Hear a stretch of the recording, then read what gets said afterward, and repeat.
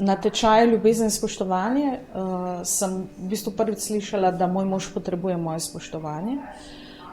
In v bistvu se še vedno učim, kako to izraziti in kako mu pokazati moje spoštovanje.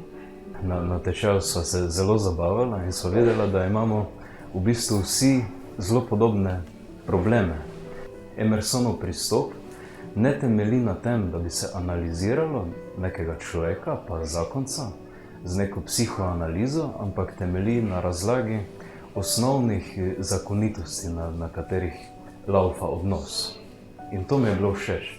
Midva sva na tečaju spoznala, da zakonsko življenje je vojna, ampak je vojna, v kateri morata oba dva zmagati. In to je najtežje v današnji situaciji, da oba dva zmagata, in ljubezen in spoštovanje. Ženske gledamo drugače kot moški, ženske skozi rožnata očala, moški skozi modra očala. In da to samo pomeni, da nas ta različnost dela in bogati in popestri dejansko lahko naše odnose. Zato je to tečaj, ki bi ga resnično priporočala vsakemu posamezniku, poročenim in neporočenim.